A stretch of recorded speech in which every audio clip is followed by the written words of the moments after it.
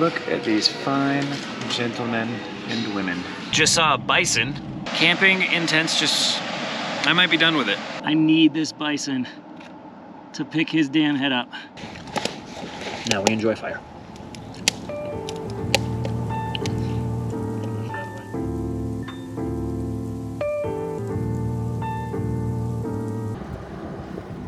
Coming into Yosemite.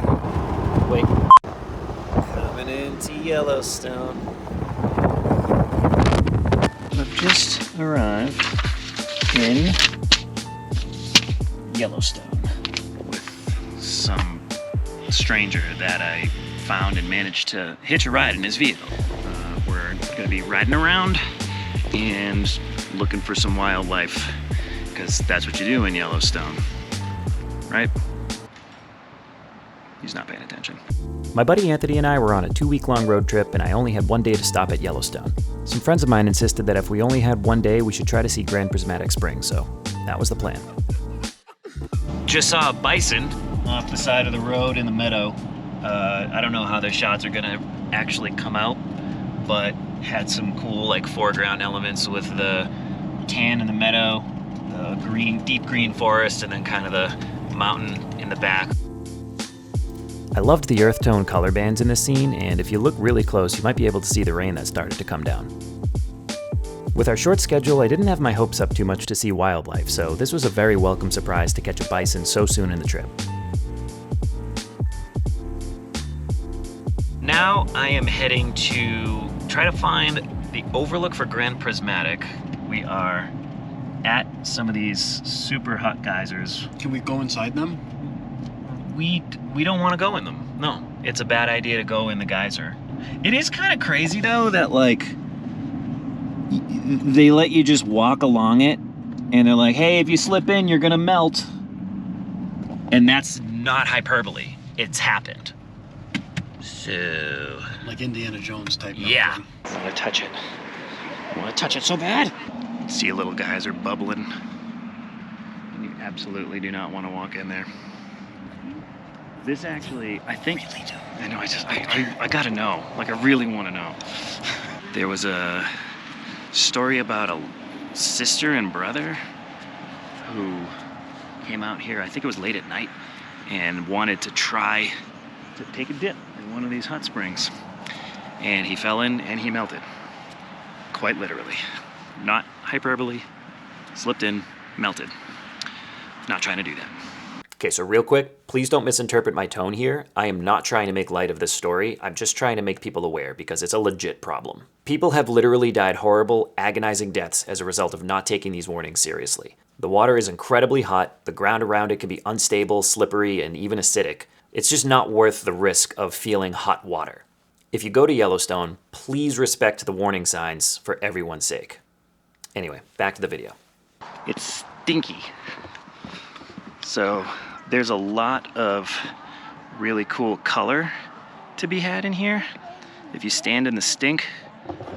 But what I'm trying to do is kind of get some of these different greens that goes from green with a little white crust into, it almost looks like a beach. It looks an awful lot like a beach, like a tree line, sandbar, the sand like touching the ocean, and then the deep, deep blues. Not deep blues, but just like very vibrant blues. So seeing if there's a composition to be had in there where the color transition is really cool. These like kind of salt formations on the edges make a really kind of crispy, neat border. So if I get something, you'll see it.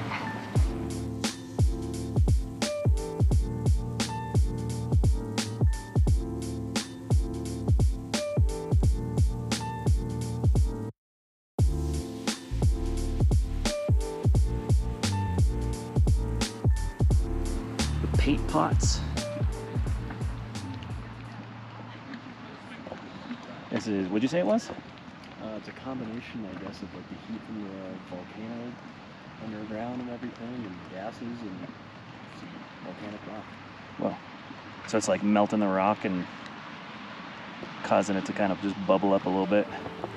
Makes it mud. Makes it mud. This feature was actually really interesting. It didn't look at all like something that would happen in nature. It more looked like what would happen if you poured the paint that was used on my walls into a super hot cauldron. So, now I know.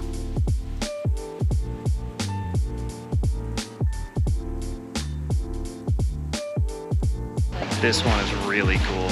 You can hear it sloshing around. Almost sounds like someone's stirring it up.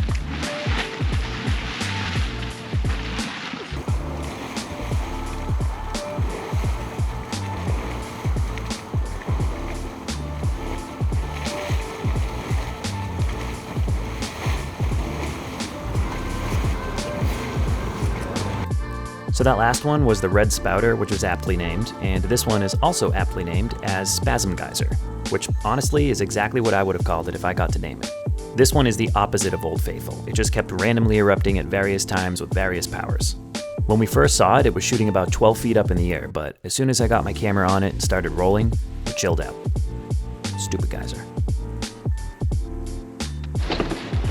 If you like eggs, this is the place for you. All this steam is very eggy smelling. We're heading up to Grand Prismatic to just see it from ground level. Yum, yum, yum, yum, yum. But really, I want to try to get to somewhere where we can see down on it. Ideally across the street, because as you can see, the wind is blowing this way. I want to be somewhere over there. Over where? Over there. And through the steam. So Grand Prismatic is basically just like a giant version of the little geyser we just saw. Ooh, I wonder if this is gonna fog my lenses up. I literally can't see with my glasses. This actually isn't as stinky, so that's nice. That other little one I feel like was more potent. This is Excelsior.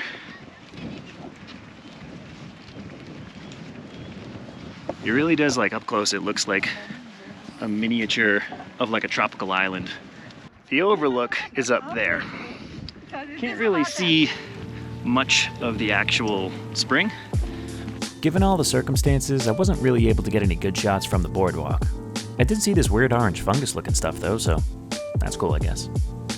We're gonna see if we got enough daylight to go make it up to that overlook and get a shot of this geyser spring before the sun goes down, because if the light stays the way it is, it's gonna look nice. Right, Anthony? Very nice. Do it, Anthony, dive in. The water's probably very warm. It's probably really, really nice. If I'm being honest, the boardwalk around Grand Prismatic is very underwhelming. It was kind of like trying to see a football game from the sidelines. It's really a much better view from the stands.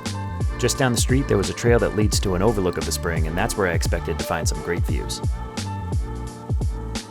All right, so we found the trail to the overlook, and we are on our way now. Looks like we'll have plenty of time. Some people looking up. Oh, there's a, wait. Is that a bald eagle?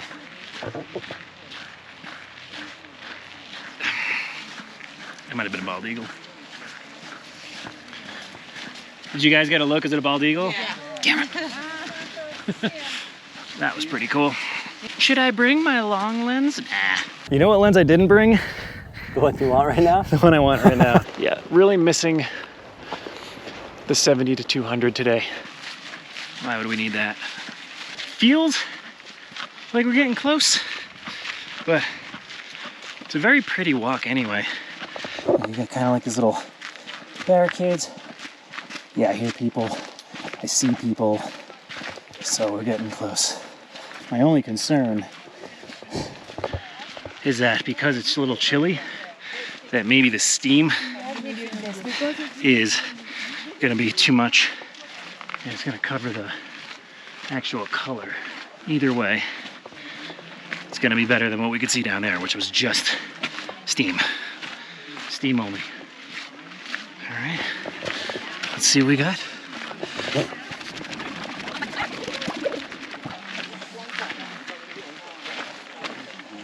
Yeah, that's pretty neat. There's not quite a spot that you can see the whole thing at, because the trees have kind of grown pretty tall here now. Ooh, huh. That is actually not bad. And speaking of aptly named spots in Yellowstone, Grand Prismatic Spring is just that. Grand, prismatic, and, well, a spring. The size of the spring and the bands of vivid color and texture around it made it hard to focus on just one place, so here's some video to enjoy, and a photo that I felt best summed up the beauty of this natural hot spring.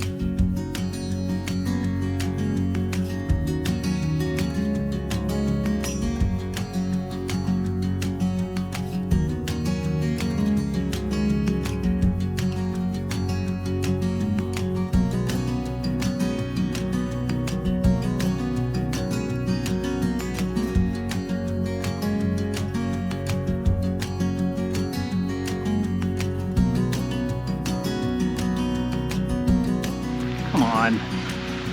Come on. This place is straight magic. It stinks though. Feel like there's not enough egg smell here. We gotta pipe some more in. Even just that, it's just magic. Look at this. The water's probably disgusting, because I bet it's coming out of the ground, all volcanic and sulfuric and acidic and stuff. There's a bison in this field. I need this bison to pick his damn head up. Please.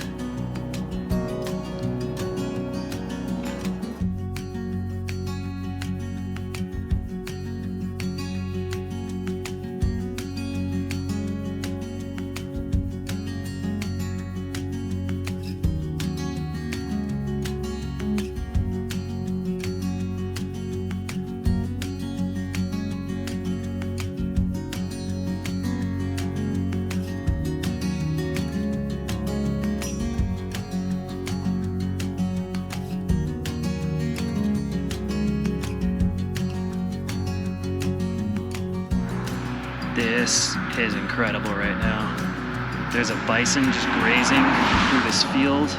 The sun's starting to go down behind some of the clouds, but when it comes out, it's ridiculous. This is just incredible. He's just by himself, just wandering around. There's a herd of more of them kind of over here, but this one single guy just doing his thing is amazing. This shot alone made the whole trip worthwhile. The weather conditions in the scene were remarkable and unlike anything I've ever been able to capture. It was a perfect clash of rain clouds chasing a sunset with some geysers and springs in the background and that one lonely bison grazing in the meadow. I think this shot perfectly sums up the beauty of Yellowstone National Park. Then just to my right was this family of bison off in the distance, and I loved the layers in this scene as well. There's a natural sepia tone to it, with everything glowing in that golden sunlight as it sets behind the hills. I also really love the geometry of this photo. The different shapes and colors are obviously different planes. It really showcases the scale of the shot in a kind of minimalist way. I didn't do good, right? You did okay. I tried to get this fire going, and I knocked it over. And so I'm just cursed with not being able to start fires. I'm a bad Boy Scout. But, alas, we got everything running. Wish you told me that before I left you with it. Well, fire's going. Gonna eat some, what's today? Chicken fajita bowl. And hopefully we can keep this thing running long enough to enjoy it. This smells like it's gonna taste really good. How would Caveman Alex have persevered? He wouldn't have. No, Caveman Alex would die. Caveman Alex would have been long gone. Caveman Alex would have had his skull bashed in if he didn't die of hypothermia. This isn't so bad. Nope. They turned out pretty good. Feet are warming up. Hands are warming up. Wish that bison would have picked up his fucking head though. After a nice warm meal by our campfire, I took my camera out to see what some night shots would look like. I accidentally left my headlamp on while I was exposing, but you know what? Kinda looks awesome. Then we went out for a little walk with our night vision. We saw some deer in a field, and I took this shot of a park store under the galaxy. The store wasn't the most interesting subject, and the Milky Way core wasn't quite visible this time of year, but it still was a nice way to wrap up the night. Good morning, Anthony.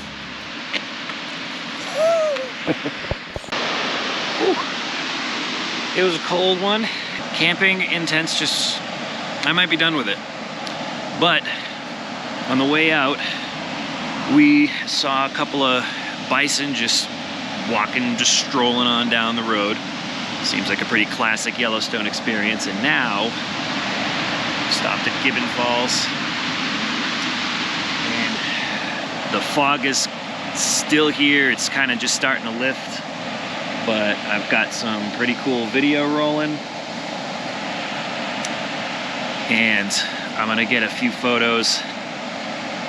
Right here seems to be about the best spot, but I'm gonna check down the way here because the path keeps going. So I wonder how much better the view improves. Let's go take a look. This view's a little bit better. You can kind of see more of the river where it comes down. You can see this steam just billowing up. Yeah, this location's a little bit better. You could see more of the river and a little bit of like the steam creeping up the, oh, sun's going up. Steam's creeping up the hill here. It's just ridiculous. It's just this beautiful view right now when the sun isn't hitting everything, so it's just like a soft light that's just kind of this cool, mysterious waterfall coming out of the mist right now, and the fog's just kind of billowing up from it. Oh.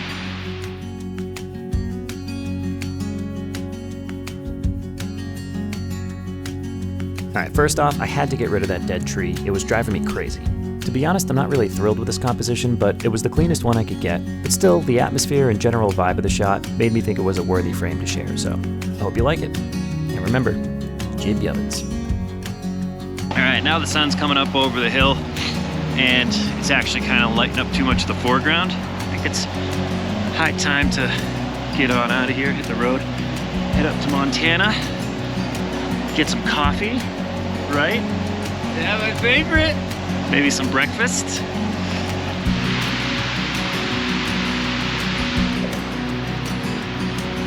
Not bad for one day at Yellowstone.